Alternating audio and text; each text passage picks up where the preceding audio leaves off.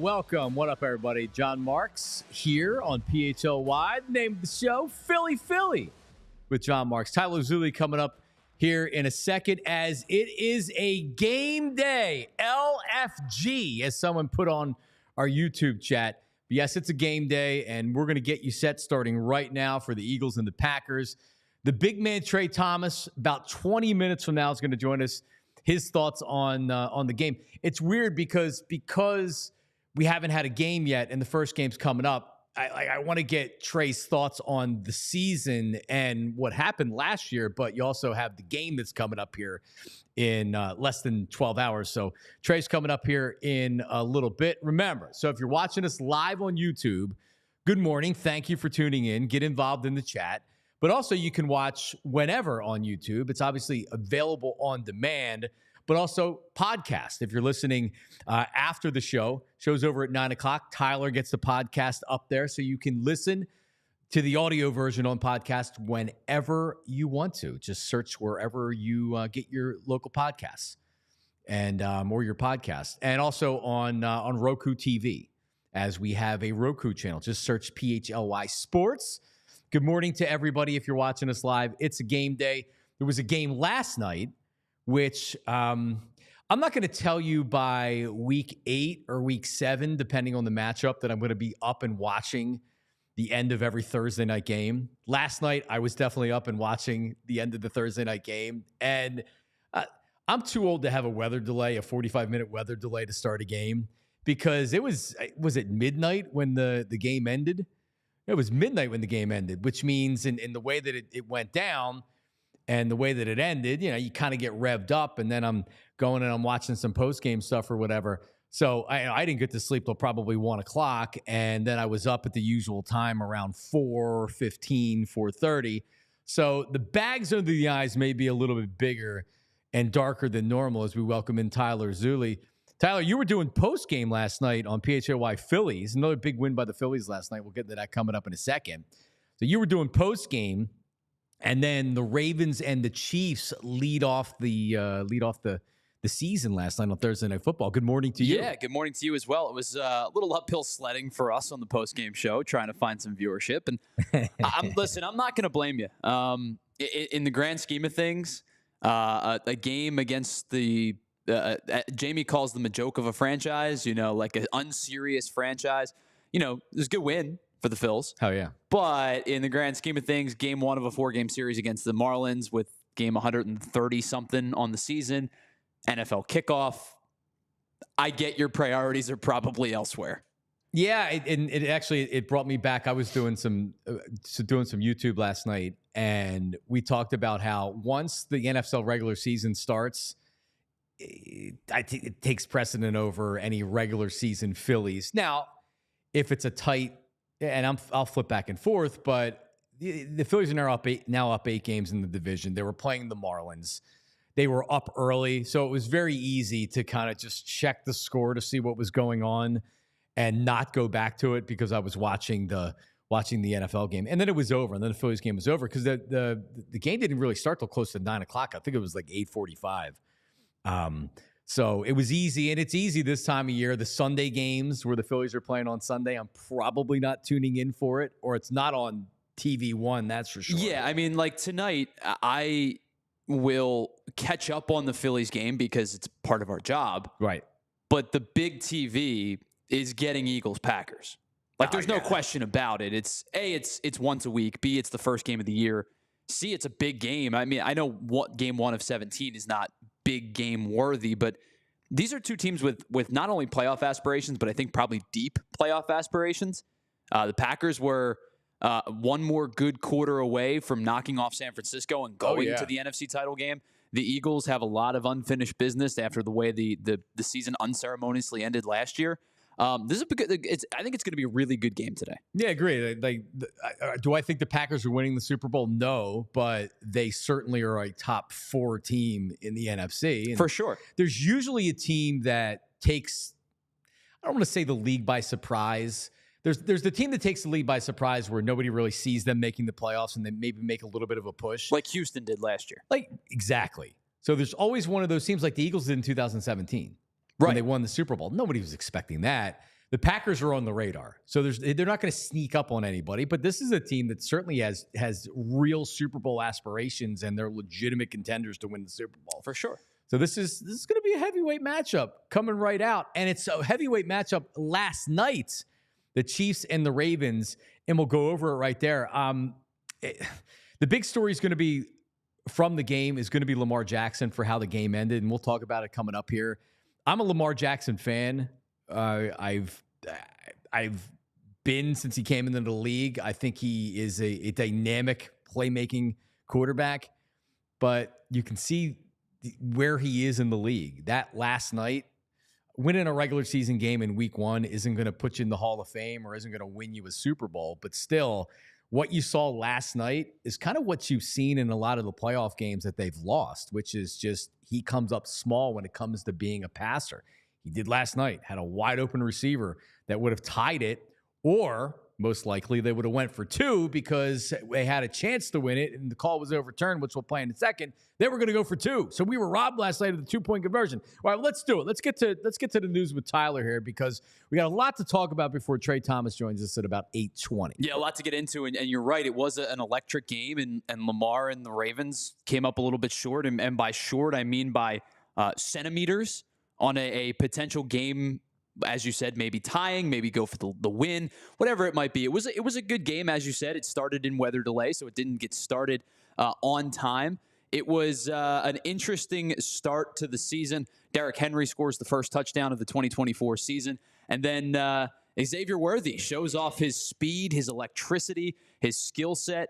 And I saw a tweet yesterday that said, everybody looking at the Buffalo Bills angry because they took Keon Coleman instead of Xavier Worthy and allowed Andy Reid to get another weapon and Patrick Mahomes to get another weapon. But at the end of the half, it was 13-10, the Chiefs ahead of Baltimore. The Chiefs extended that lead to 20-10 at the end of the third. An intriguing end to the game. It's 27-13. The Ravens score to make it 27-20. They have the ball with just a couple of seconds left. They're marching down the field. You and I were talking about decision-making down the stretch. I'm sure we'll get more into it. But on the final play of the game, it was Lamar Jackson trying to make one final play happen. And this is how it sounded with our friends courtesy of Westwood One Radio. Here we go. 5 seconds left at the Kansas City 10. 3rd and goal. Jackson is in the gun. He's got 3 receivers split. 3 on the line. 6 in the secondary for the Chiefs. Shotgun snap. He moves up in the pocket. Right tackle block. He runs around in a circle. Catches on, throws in the end zone. It's caught in the back of the end zone with the feet down. Likely got it. Touchdown! Touchdown! Touchdown, Baltimore! Likely back in the end zone, and a leap holds it down. So first and foremost, John, Kevin Harlan is the best, man. Maybe the best play-by-play guy in the world. He is my favorite. So good. Versatile, rise to the occasion, great at the NBA, on TV, great. He's the primary national radio NFL guy. So he'll do Thursday Night Football, he'll do Monday Night Football. Honestly, I prefer him over whoever's doing the games on TV. Love Kevin Harlan. Yeah, I think versatile is a great word to use because he's good at just about everything. Sure is. But that game ends on initially ruled a touchdown on the field. They go to review, overturned. Isaiah Likely out by, I don't know, an inch and a half. His toe is on the line by like an inch and a half. Now, your thoughts, because you were watching it live. I caught up on it after the game. Yeah. Your initial thought, was he in or was he out? Yeah, right away you're like, oh, I was close. Right? Back of the end zone, you weren't really sure, and you were waiting for that replay. You were waiting for the replay. First replay, it's like, looks like his toe's on the line, but you need more because it was ruled a touchdown. So then they give a couple different camera angles, and because they were on NBC and it was it was the big game, the first game of the year, they get a couple angles where it's like, oh yeah, he's out, and it's the game over, and the game's over because John Harbaugh's already, he's already put in 2. They were going to go for the win, which I thought, in real time I was like, you go for the win here, and boom, they were going to go for 2 and go for the win.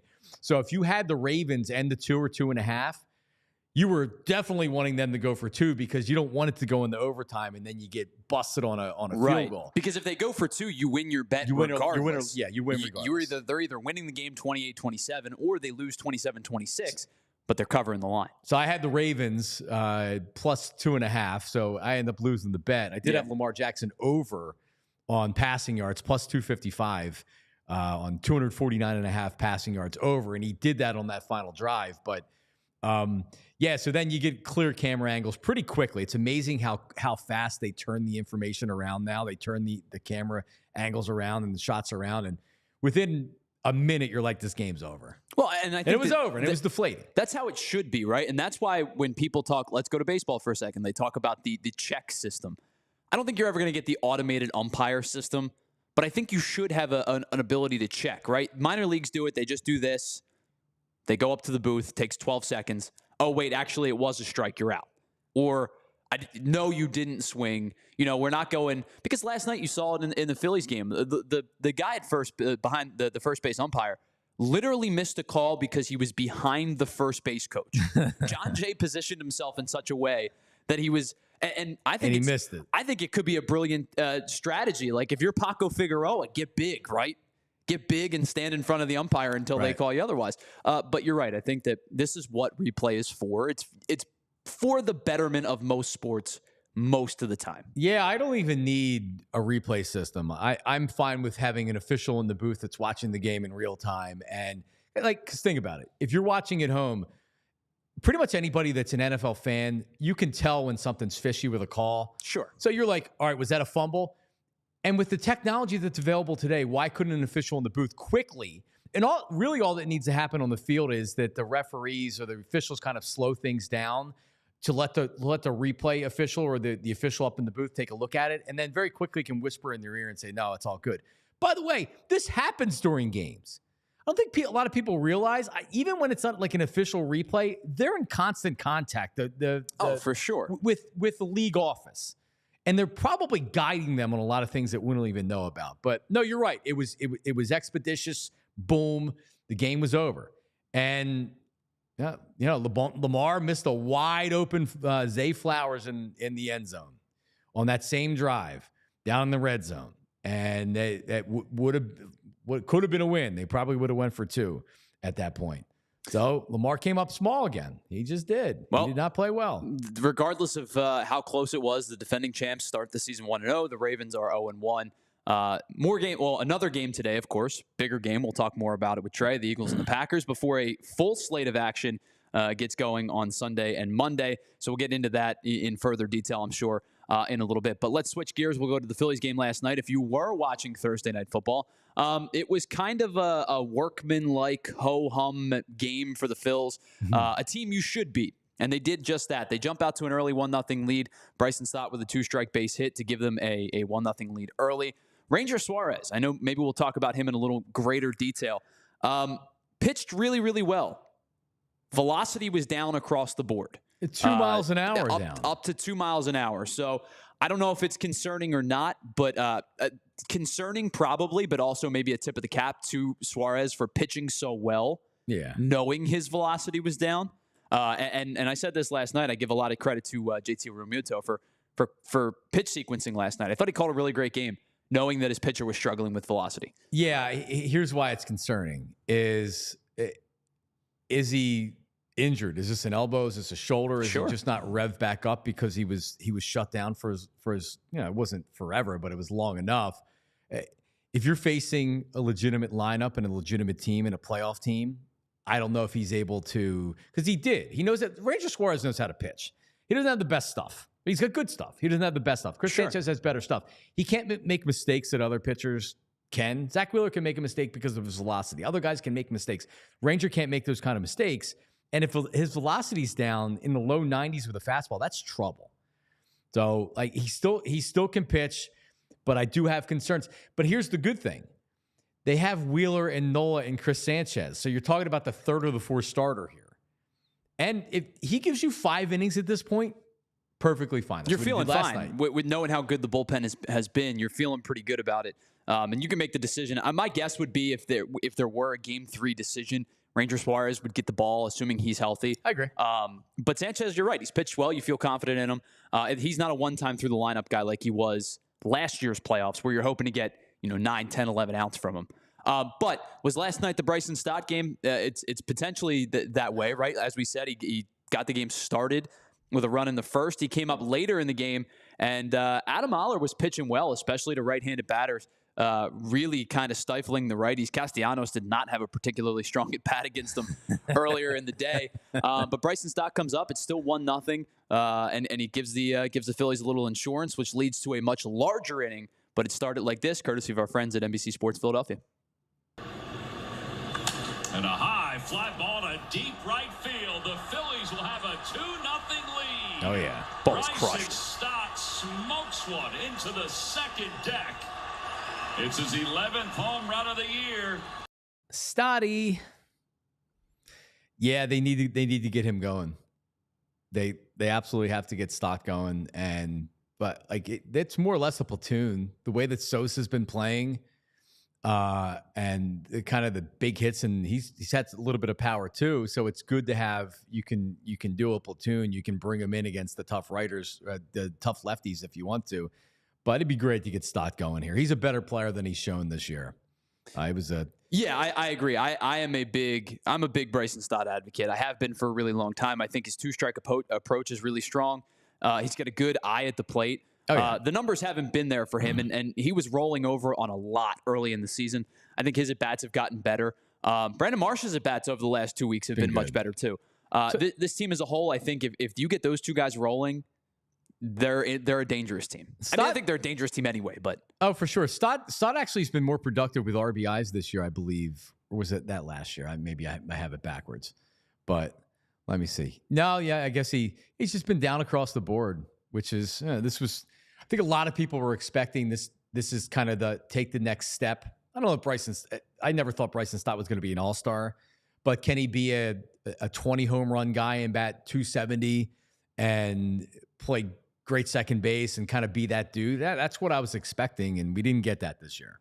Yeah, and I've been on record saying I think this kid could win a batting title because of his bat on ball ability. I don't ever expect him to be a pop guy. If he hits 15 home runs, that's great. Yeah. And I think if he were to win a batting title, he would need help from, those nerd stats like BABIP and things like that, where, he's looping a ball into center field for a base hit, or he slaps one down the line and it gets by the third baseman. Those type of base hits add up. Luis Suarez does it all the time. He's hitting 311.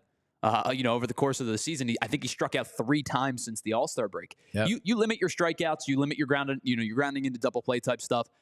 That's just naturally going to raise your average back up. Does he ever get to the batting title that I expected? Maybe not. But if he could be a 275, 290, like 275 to 290 hitter, that's great. As your 7 and a defensive stalwart, I'll take it. That'd be fantastic. By the way, the show, Philly with John Marks, sponsored and brought to you by BetParx. And if you go to the BetParx app right now, the Eagles -2. We talked about it, Tyler. I said I think this gets down to 2 by kickoff. It was to 2 yesterday. Yesterday when I looked in the evening, so the Eagles now only favored by 2 points. Check out the BetParx app for everything with that. All right. Well, speaking of BetParx, how about this? This is pretty amazing.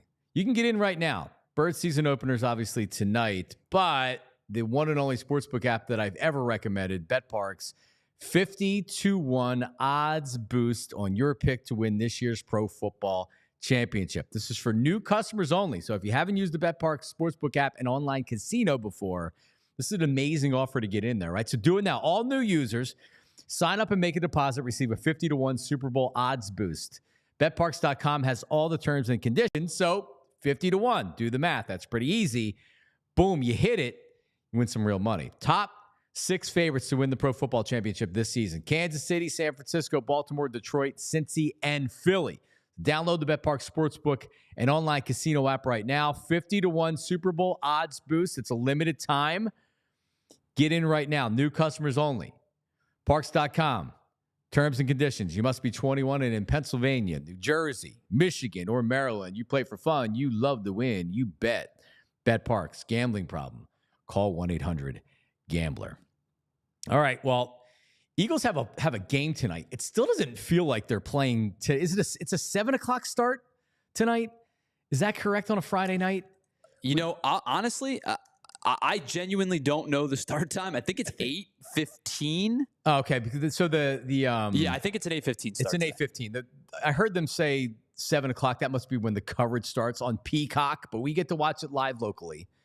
They don't do that in the markets that are playing. They don't make you have to get Peacock. But yeah, Eagles are 2-point favorites, and feeling pretty confident about the team this year. Feeling pretty confident about the game tonight. Is Trey Day logged in and online? He is. Well, listen. On a game day, we only will bring in an Eagles Hall of Famer to discuss the team. His name is Trey Thomas, and he joins us right now. Once upon a time, a big radio superstar in this town. What's up, Trey? Hey, what's going on, man? How's everything going? What do you got Good behind you? to you all. Do you have a professional setup back there? What do you got behind you, man? I'm just sitting up in my basement. You know, those are my game balls behind me. You know, so yeah. I'm just down here in the basement, hanging out, doing some reading, hanging out, waiting to jump on with you. Oh, this is amazing. All right, well, it's great to talk to you. So, I want to know, because I didn't actually hear you after the season last year, and we know how everything ended. As a guy that's been in the league and has seen coaches fired, has seen guys leave. Nick Sirianni, Jalen Hurts, the way that the season ended, the reporting after the season that there was issues in the locker room with Nick Sirianni and with Jalen Hurts and their chemistry. How do you look at the way that the season ended last year? Like, how problematic was the way that it ended, and does that have a carryover effect into this year? I don't think it has a carryover. It was definitely disappointing to see that this team was just on such a high. You know, throughout the season, just the way things just fell apart at the end, you know, it just collapsed, you know, and I think that, you know, Coach Sirianni, he's going through his growing pains as well. First time as a head coach, you know, he's figuring it out as well on the fly, you know, and I think that that's some of the stuff that you're going to go through. But I think that as far as the team is definitely not going to carry over to this year. Every year has its own vibe. So I think that that's something that was definitely handled over the off season, and then you just move on from there. Do you because I think a lot of people, Trey, don't remember after 13 weeks, Jalen Hurts was viewed as the MVP favorite, and he was playing at a tremendously high level. And then by the end of the year, people are like, "Oh man." Do you look at Hurts any differently at the start of this year? I mean, teams started blitzing the Eagles. Teams started, and they had no answer. And I look at that as more coaching than player. But still, there's a book out there now on Jalen Hurts. If you pressure him, in particular up the middle, he leaves the pocket. He's looking at the rush. He's not looking downfield. That's everything that you saw starting with that San Francisco game. Are you a little bit worried that maybe the league has figured out Jalen a little bit?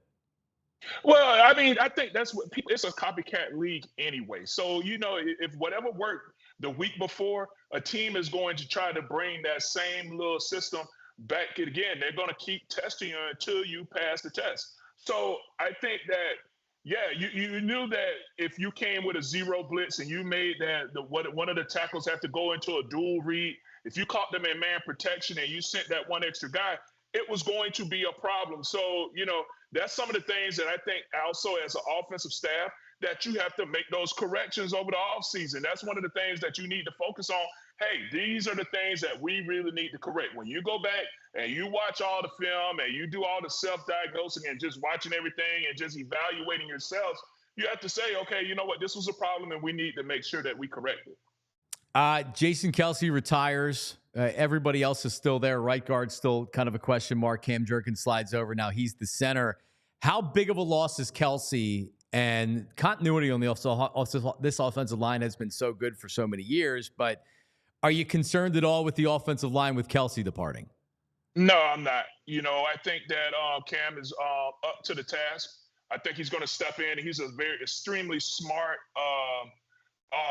player, and I think that that's one of the things that's unique about this offensive line. I know that you have someone different that's going to be stepping in at right guard, but before that, all three of those interior guys were centers. So it wasn't, I don't think it's going to be that much of a drop off when you have Cam out there. He understands when it comes to calls and making those type of points and getting everybody on the same page. So I don't see it being a major drop off. Were you watching the game last night, Trey? Yes, I did. What did you think of the league? Obviously, point of emphasis. You see this a lot in the first couple weeks of games or the first week of games. The illegal formation, which I felt like was called 3 times in that first drive on Ronnie Stanley. So week 1, and we know Lane likes to get a little bit of a head start there. Maybe that's another point of emphasis. But what did you think about the officiating last night on that particular call? I thought that there were a lot of penalties right out the gate. And of course, I watched the game because I spent training camp out in Kansas City this year. So Coach Reed had me come out and I worked with the offensive line all training camp this year. So I know I'm very familiar with JT, Trey Smith, and all those guys, because even Kingsley, I did a lot of work with him, getting him up to speed during training camp. So I had a blast out there working with those guys. But you knew that JT, the right tackle there, he's the type of guy, he's going to play back a little bit. And he moves a lot during his cadence. So that's something that was a point of emphasis, making sure when we had the referees come out there during training camp, that was one of the things that they kept harping on, making sure that your head needs to break the waistline of the center. Now, before, we would always try to, all right, I'm going to get legal, and then I'm going to back up, at least get at least 2 warnings. These referees weren't playing. They were just letting the flags fly. How long? I forgot. You were out last year to training camp with Andy. I forgot. No. I went back in 2021. And all right, then, so it was a couple years back ago. out this year, man. It was, watching Patrick Mahomes in practice, man, this cat, he is probably hands down the most creative quarterback I've ever seen. Just how he extends the plays and gets rid of the ball. I mean, he's it was awesome to just watch him practice. But, we got the Eagles now.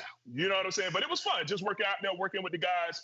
I was out there for about a month and a half working with their offensive line. Were you? All right, so Eagles in a second. You mentioned Pat Mahomes. You have Travis Kelce, who is now one of the most known people in the world. But what was the whole thing like? What was the atmosphere like? They're coming off a Super Bowl. We know Andy.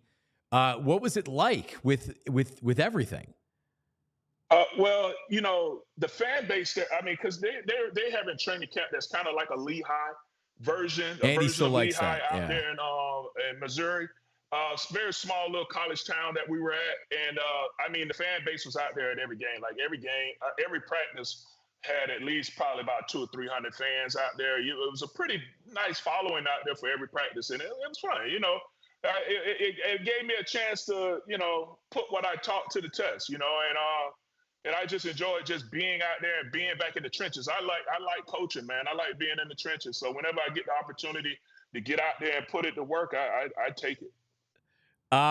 Thoughts on the defense this year, and then we'll talk about the game coming up in a second. But thoughts on the defense this year. I had said last year, and I don't think that they did a good job with the coordinator. With the coordinator job last year with Desai and then with Matt Patricia coming in and running a totally different defense than what he's normally calling. But this is a players' league. And if you don't have talent out there, you're going to struggle on defense. Good defenses are going to give up in the 30s some weeks. It's just the league's designed to score points, right? And the one thing I worry about with this defense is getting to the quarterback this year. Hassan Reddick, who's unbelievable, he's holding out, are the Jets, but he had been really good the last 2 years in getting to the quarterback.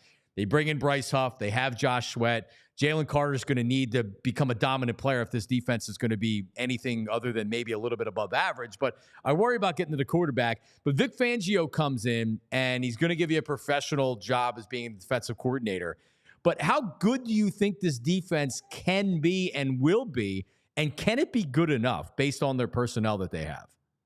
Well, it's going to be interesting because one of the things the first thing I did when I got back is I'm like, all right, let me go back and watch some of these preseason games because I know the starters didn't get a lot of work this offseason.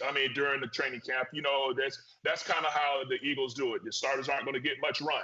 But I just felt like you still just didn't see the rush that you needed to see. I don't know if they were trying to keep it vanilla. They didn't want to show any special moves during this period, but you want to see a little bit more pressure on the quarterback, and I didn't see that during these preseason games. So of course, that's you have to get to the quarterback to kind of create some type of pressure, because you can't have your secondary back there trying to cover these receivers for more than 2.5, 3 seconds. No doubt about it. All right, game tonight. Would you have liked to go to Brazil? I know you're very focused on every play and every block that you're making, but it didn't seem like that the players were all that excited about staying in the hotel for a couple games in Brazil. Yeah, it seems like the guys were kind of like, man, really, we're going somewhere and we can't even leave the hotel. But It seems like, from all the stuff that I've been seeing that the fans have been reporting, it seems like it's been a really good time, good experience for the fan base to be down there, and everybody's been tweeting out all the videos of everything that's going on there. It seems like it's been a good time. But, this is a business trip. If you want to go to Brazil and hang out, go during the off season. But right now, you got work to do. Yep. All right, so what do you think of the game tonight? Listen, Packers ended the season a lot better than the Eagles did, that's for sure. But I almost feel like that gives the Eagles the advantage in the opening week. Yeah, you saw the Packers came out there and they played their starters on the first game. And you saw Jordan Love go out there and he only had like probably a 3-play drive, dropped the bomb on him. He was efficient. It looked nice, it was a preseason game against the Cleveland Browns. It's just so much. It's a big question mark at what this team is going to bring just because you haven't seen them. So I'm hoping that this team comes out on fire and ready to go. But we'll see. There's a lot that's just up to question. It's going to be, how is this offensive line going to protect Jalen Hurts? You got because I want to make sure I pronounce his name correctly. Is it Micaiah? How you pronounce his name? Who we talking about? The right guard from the Jets. Oh, Mekhi Becton. I want to make sure I'm pronouncing his name correctly. How did you say it? Becton. Mekhi Becton. Yeah. Listen, if he plays well, we'll know how to pronounce his name. So let him earn that. Okay, so he'll earn that. Because, you're going from left tackle, and now you're bumping him down to right guard. And being a right guard for this offense is a little different because you're the one that's in charge of the silent count. You have to turn around. You're touching the center. The timing of all of that is a lot to take in. So it was good to see him at least get some run in the first game just so he can go through the mechanics of that and get some live, some full speed action of that. But it's going to be interesting to see how he reacts to being inside because it does come at you a little quicker when you're bumping down the guard. Is this an Eagle win tonight? And do you believe this is an NFC East champion? Like how good are the Eagles this year? Are they top 3 in the NFC, and you expect them to be right there at the end of the season? I don't know. We haven't seen anything. I haven't been to any practices. I have no idea. I can't wait to see this game because this will answer a lot of questions. I think on paper, when you look at it on paper and you say, okay, when you look at our receiving core, you got AJ, you got Devontae, you even bring in Dotson, a new receiver, a receiver out of Washington. You got a good tight end. You got one of the top offensive lines in the game. You bring Saquon Barkley in.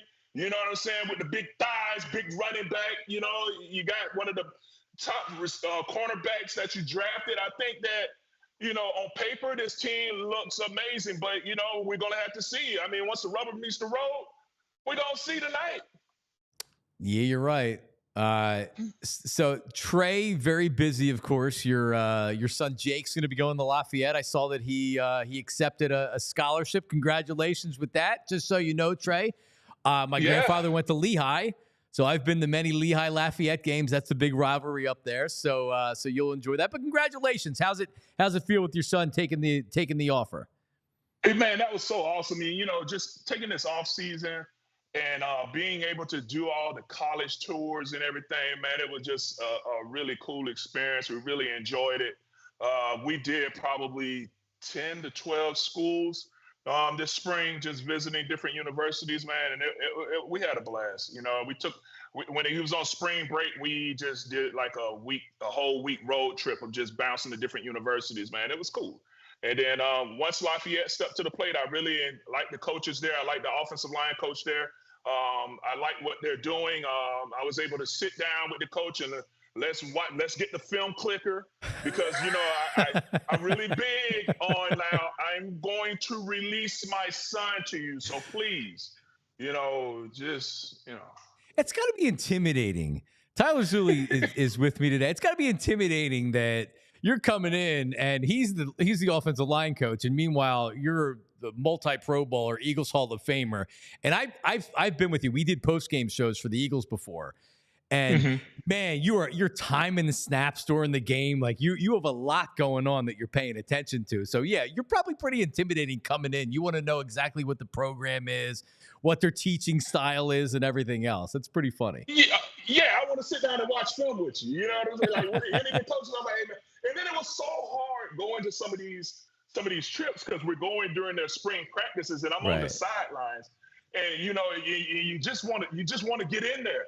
And, and I messed around and went to Temple's practice, and I was like, man, I was out there like I was one of the coaches, just giving technique, and but I had a blast, man. It was such a fun time, and I'm really proud of my son. He did what he was supposed to do, and he earned a scholarship, and then now we're off and running. So now he's in his senior year now at Shawnee. He got hurt in the first game, sprained his ankle. He's down for a couple of weeks, but it's all good. It's cool. Well, congratulations. I'm thrilled for you guys. Appreciate it. It's amazing. Also, so if you want to hear more of Trey's analysis, and he'll have a lot of it out there, you can follow him on social media. It's at 72 Trey Thomas. But also, and I was watching this last year. You and Todd Harriman's between the vines 7279. That's how you find it on Instagram. So Trey, who a lot of people may not know, he's a Renaissance man. All right, one of the smarter guys that I've ever met. But he loves wine. He loves art.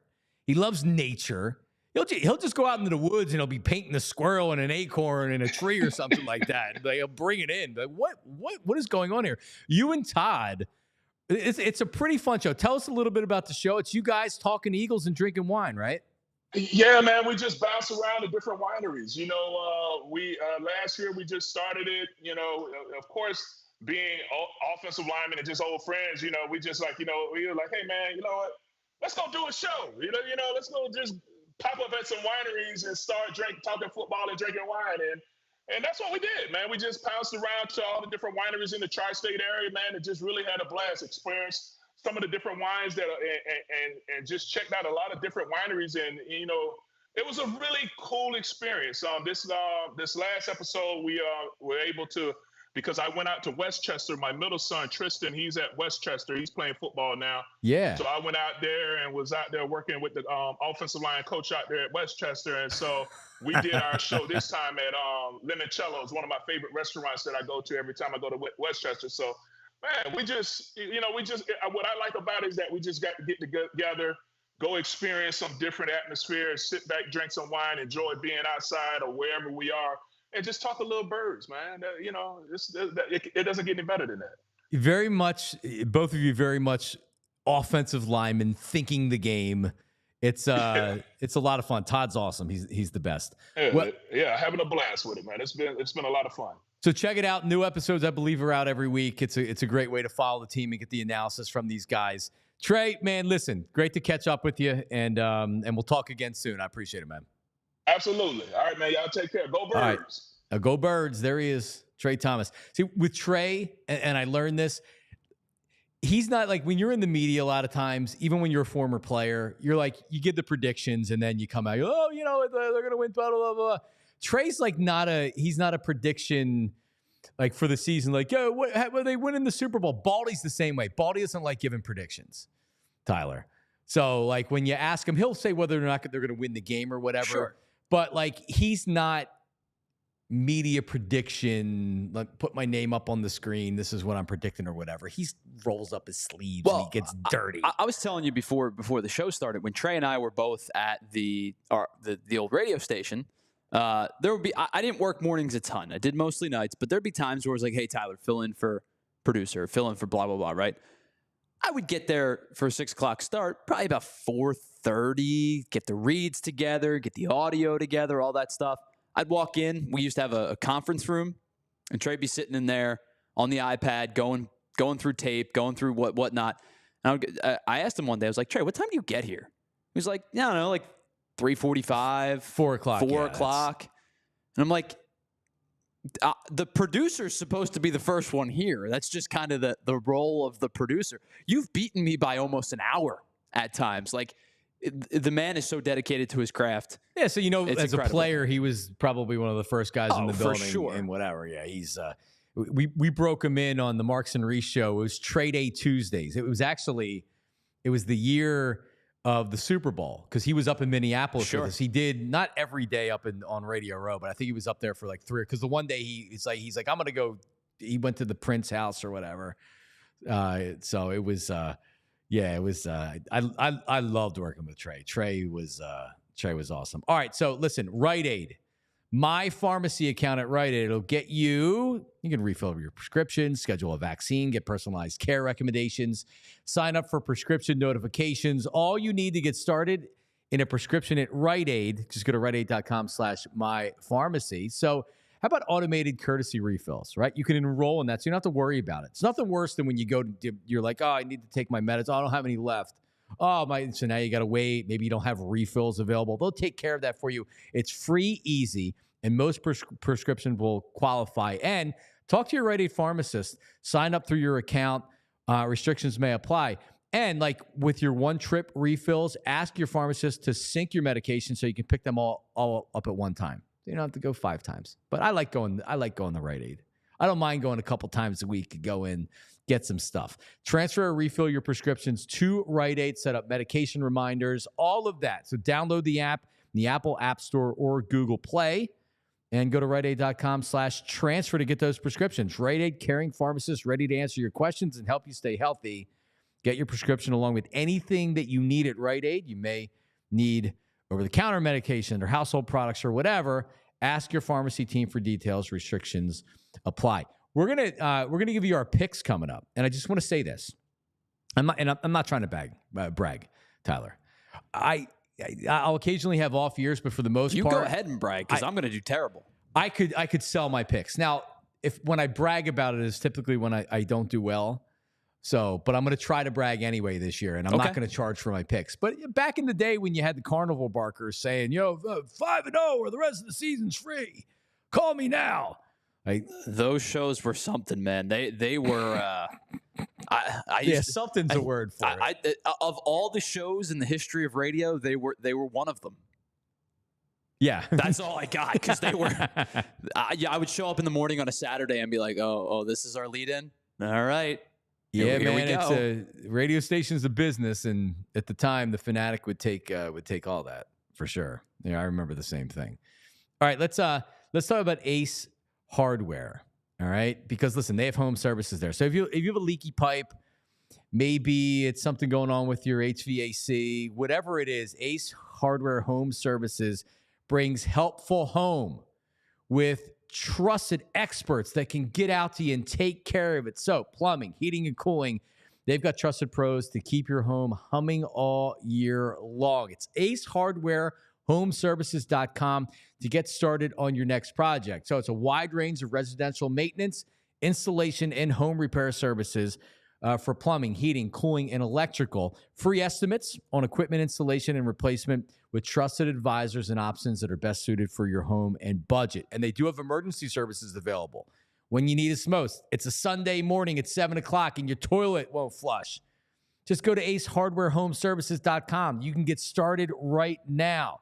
And you're talking about a local team right there to serve the community. That's who you're getting. They're dedicated to keeping you comfortable in your home. acehardwarehomeservices.com. Check them out right now. Oh, and listen, this is the last time we're going to talk about this one right here because it's the big pickleball tournament. It's tomorrow. Jamie Lynch is probably... Does Jamie Lynch go into the shower for an hour before just to get some of the excess weight out? Pickleball tournament, TrueMark Financial, going on tomorrow. It benefits their Financial Care Foundation. And it's an Ambler at the Upper Dublin Sports Center from 1:30 to 5. Round robin, non-competitive event, but people will be competitive. Trust me, we all are if we're guys, right? Certified pickle pros on site. So if you've never played pickleball before, it doesn't matter. You don't need to be an expert. No prior experience is necessary. It's $50. That benefits the charity. You get a swag bag from TrueMark and all PHLY, and you don't have to go out and buy a paddle and a ball. That's all included right there. And if you're a company that wants to get involved in a sponsorship, you can still do it. Sponsorships range from $200 to $1,000. And if you're not a pickleball player, but you're like, hey, I'd like to come out, support the charity, meet the bro, meet the rest of PHLY, check it out. It's like a big party. Food, beer trucks are on site. A percentage of the proceeds from that go to the charity. Music, cornhole, other lawn games, 50-50 raffles, fun prizes, and giveaways. It's all coming up tomorrow, 1:30 to 5. Weather's supposed to be great. And if you want to register, how about a 10% discount? TrueMark.com/PHLY Pickleball to do it. TrueMark.com/PHLY Pickleball. So there you go. All right. So as far as the game, and we can really haven't dove into the game and what you expect. Trey's answer to the game is kind of how I feel. I'm gonna pick the Eagles to win the game, but we don't know week one. Is there some sloppiness because a lot of the starters haven't played? What does the defense look like? Right? Like, I think everybody knows going into the game that the Packers and the Eagles are playoff teams and really good teams. Sure. And we both agree with that. It's a matter in week one. What Eagles team are we seeing? And I believe tonight we're going to see an offensive team that is more or less serving notice to the NFL. Like, yeah, you see our skill guys, AJ, Devontae, Saquon, Jalen Hurts, Dallas Goedert, we're legit. And whatever happened at the end of last year was last year. Kellen Moore, under the radar move, probably not for the organization because they realize how important it is. But as far as a talking point around the NFL in the national media and maybe even locally, this offense is going to look good. I have no concerns over the offense whatsoever. And of course, losing a potential Hall of Fame center, the guy that's been your staple of your offensive line for a decade, that's difficult. It's always going to be difficult. When you have Cam Jurgens, who, whether you believe the story or not, that Jason Kelce hand-picked him to be the replacement. Scouted him, yeah. You know, that's great. It's great, conversation fodder. Maybe it's true, maybe it's not. But they trust this guy to move over and play the center position. When three of your four other offensive line position players are not only just returning, but they're all Pro Bowl caliber players, Lane Johnson's going to go to the Hall of Fame when his career's over. Yeah. Jordan Mailata has become a really, really good left tackle. Landon Dickerson is getting better and better each year. He was a Pro Bowler last year. Yep. When you're only worried about the right guard spot and whether it's, whether Mekhi Becton ends up being the full-time starter or you end up having to, cycle through some guys, you're comfortable about 4/5 of your offensive line. You're comfortable with every single one of your skill position players, and I think you're comfortable with your quarterback. I'm not worried about the offense whatsoever. The defense concerns me. A young defensive line for the most part. You lose Fletcher Cox. I think losing Fletcher Cox is going to be way more important than the numbers dictate. You've got Bryce Huff. Is he going to get every down snaps? No. Maybe. I don't know. And the linebacking core concerns me. Yeah. It's inexperienced. It's young. Nakobe Dean's going to be asked to do a lot of things. We'll see if he can step up. Outside of him, it's going to be kind of a hodgepodge of guys and rotations in and out. I like the upgrades they made it in the secondary. I'm not worried. The offense specifically, I am not worried about a lick. This team's going to score a lot of points this year because if they don't, the question marks are going to arise aplenty. But I think they're going to – I agree with you. I think they answered the call early.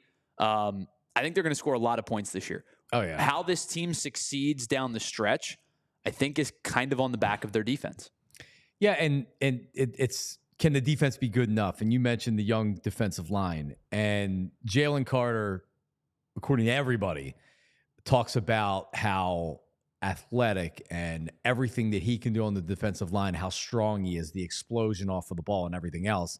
Now, like this young Georgia Bulldog drafted defense where it was like, all right, well, Jordan Davis, first-round draft pick, Jalen Carter, first-round draft pick, Nolan Smith, first-round draft pick. They one of the best defenses in recent memory in college. Well, let's just draft all those players. Okay, well, like simple enough doesn't necessarily mean it's going to translate into being successful. I'm not telling you Jordan Davis is a bust. You need more impact out of Jordan Davis, period. The defensive tackles that don't get sacks make a lot of money. He needs to anchor your defensive line. Even if he's not getting sacks, let's say he gets 4 sacks. If he's getting pressure up the middle, he's fine. You're good. But you need to see the impact, and you need to see the snaps too. He can't be playing what he's done in recent years, and when he's out there, sometimes he looks gassed. He's huge. He's got great athletic ability. He's for being however how big he is, how fast he's amazing talent. They got to put it together. And you had mentioned Fletcher Cox. I don't think we realized how well Fletcher Cox played in his final year in the NFL. Yeah, I think he was really good. He was really good at getting to the quarterback and everything else. So now, and here's the other thing. Like, these guys now become, like, because they're young and they're making a lot of money and they're first-round draft picks and they're going to be getting new contracts, Brandon Graham's a part-time player who's going to be around for another year. These guys set the tone for the defensive line, both on the field, in practice, and off of the field. And that's one thing that concerns me. It just does. So the culture matters. So let's hope that these guys realize that. So of all the guys that you brought up, the one guy that we haven't talked about that I think is set to make a massive impact in the absence of Fletcher Cox is Milton Williams. If Milton Williams has a good year, I think this defensive line molds together really, really well, because Jalen Carter is just a freak. He is such a good athlete, so strong, so good at both run and pass, pass stuffing, run stuffing, pass rush. Oh, yeah. He's going to demand the double teams. He did in his rookie year. He's going to demand more double teams now that there's no Fletcher Cox. If you can get Bryce Huff on the outside, Josh Sweat on the outside, Brandon Graham on the outside, to get these one-on-one engagements, I think Milton Williams is such an important player to this team, to this defensive front. And if he's successful, I think that the rest of the defensive front is successful as well. Man, I mean, that would be I would almost say it's a bonus. Yeah, because you kind of forget about him because he's been a part-time player and he's had some injury issues. Howie Roseman has bet big on Bryce Huff. And it's not a long-term contract, so you're not weighed down. But I'm not saying that he's going to be a bust, but getting rid of Hassan Reddick, and you can see why the Eagles were anxious to do that. He still hasn't reported to the Jets, but you need to replace his production. And Bryce Huff, part-time player, double-digit sacks in New York, what is he going to do down here? And if he's good and Howie's bet proves to be wise, then this defense is probably going to be pretty good. If he looks exposed as a big money full-time player, this team's got to get to the quarterback. Oh, and they can't rely on every fan wants a zero blitz every play. They got to get to the quarterback from their down linemen. So let's hope they can do it. Yeah, there's no doubt. I mean, Trey brought it up too, right? You're only able to task a secondary with holding, or not holding, but the covering receivers couple seconds, X amount of time. You allow that to transpire and it goes further than that. That's where problems are. It doesn't matter if your corners are Darrelle Revis and Antonio Cromartie on the outside, right? Like, it's if you have PS2 and whoever else on the outside, even those guys, they're not going to lock down a receiver forever. Need pressure up the middle. Of course. They need big pressure up the middle. All right, so tonight, let me start off. Tonight I'm going 30-10 Eagles. The lines, wow. The lines minus starts, 30-20. Oh, they win okay, by 10. Okay. I misspoke. 30-20. And it's a competitive game. The Eagles get a late score and they solidify the cover. But I think that the storyline coming out of this game is the Eagles offense is back, and look at the freaking weapons on this team. I expect a big game from Saquon Barkley. I do. At least a touchdown. I'm not looking for 100-yard rushing games out of Saquon necessarily. I'm looking for 120-yard rushing and receiving games out of him. And I think you're going to get that tonight out of the Eagles. So I like the Eagles. I like them to cover 30-20. For the season, I have them at 11-6 and winning the NFC East. So give me your Eagles predictions, and then we'll go over our 3 games that we're going to pick every week. Yeah, I think this is a really good Packers team. We've talked about it plenty. This is going to be 2 competitive teams down the stretch that are both vying not just for division titles, but potentially vying for high seeds. 1, 2, 3 seeds. It's the Eagles and the Cowboys in the East, and it's the Packers and the Lions in the North. This Packers defense is good. They add Xavier McKinney in the offseason. It's a good young group of linebackers and defensive linemen. I think this is going to be a really good game. The Eagles being 2-point favorites is a little concerning for me, but I do think the Eagles will win this game. I think it's going to be close. I think you get an exciting game like you got last night. I'm going to take the Eagles in this one 27-24. But I think that this is a down-the-wire, tight, back and forth. Eagles offense is probably is better than the Packers offense. Is the Eagles defense better than the Packers defense? Yet to be seen. I would probably lean no. Yeah, I would lean no. But I think it's going to be, strength on strength. And I'll take the Eagles in a close one, 27-24. All right, we're going to do three NFL games every week, and we'll keep track of the records. I like the Bills over the Cardinals. They're at home, 6.5 points. This is all in the BetParks app I'm looking at right now. Bills minus 6.5 over the Cardinals. I think people are selling the Bills short. Sometimes addition by subtraction, and I know they lost a lot on defense, and they lost and they got rid of Diggs. Josh Allen's a special quarterback, and he's got to put it together. Bills 6.5. The Commanders, my surprise pick this season. I think they're going to win 9 games. Why are the Buccaneers 3.5-point favorites at home over the Commanders? Playoff team last year, won the division. Oh, but that's a light line. You would think that it would be 5 or 6. That's a light line. I'll take the Commanders plus 3.5. Cincinnati at home over the Patriots. The Patriots, especially to start the season, are going to be one of the worst teams in the NFL. Not a ton of talent. Cincy, 8.5-point home favorites. I think this is a romp. So I'll take Cincinnati minus 8.5. They're my picks right there. Tyler put them up on the screen. What do you got there, Tyler? Yeah, so I'm going to tell you this right now. I can almost assure you one of 2 things are going to happen. I'm either going 3-0 or 0-3 because I hate all of these Feast picks. or famine. Hate all of these picks, but here they are for you. To your point, weird lines this week. When you look at the board, it's like, Yeah, weird lines. I have always been a big proponent of taking home dogs in most situations, assuming it's not like, the 2-10 team versus the 10-2 team. Home dogs always jump out to me, except in this particular situation. I think the New York Giants stink. I think they're going to be in play for one of the higher draft picks in 2025. They're going to be looking to move on from Daniel Jones and whatever quarterback it might be, whether it's Shedeur Sanders or Carson Beck or whomever it might be. I think the Giants are going to be very much in play for a top pick in next year's draft. The Vikings are 1.5-point favorites on the road. I know Sam Darnold's the quarterback. I think in the beginning of the season, especially, the Vikings are better served with Sam Darnold as their quarterback than they are with J.J. McCarthy. It would have been as their quarterback. I'm going to take the Vikings on the road at minus 1.5. I think they win this game. I think it's going to be a bad game, but I think they win this game by more than 2. So I'm going to take the Vikings on the road minus 1.5. Then we're going to go to a divisional rival of that team you talked about, the Tampa Bay Buccaneers. 3.5-point favorites at home over the Pittsburgh Steelers. Kind of a weird line for a team that people are expecting to win the division, win the NFC South. However, I think the Pittsburgh Steelers are not a very good football team this year. Russell Wilson's banged up. Not sure if he's going to play just yet or not. If he doesn't, they go to Justin Fields. Which I think is actually a better thing for the Steelers. Probably right. And I think I might monitor this to see if Fields ends up playing. And I might change this if Fields does play. But as of right now, it's potentially a banged up Russell Wilson. Good running game between Najee Harris and Jaylen Warren. But I like the Falcons in this one. I think I like the Falcons in this one kind of big, too.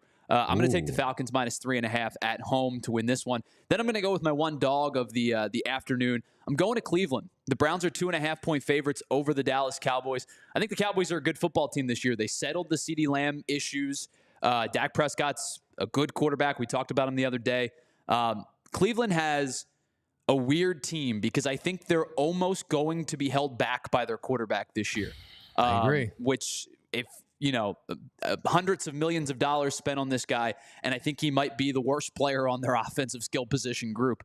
I like Dallas in this one. Not only do I like Dallas to cover the line, I like Dallas outright in this one. On the road, they're plus 2.5. I'm going to take the Dallas Cowboys on the road. Nice. Want to shout out our diehards out there.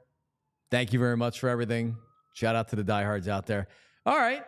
You're certainly more bullish on the Falcons than I am. I don't think the Falcons are going to be any good this year.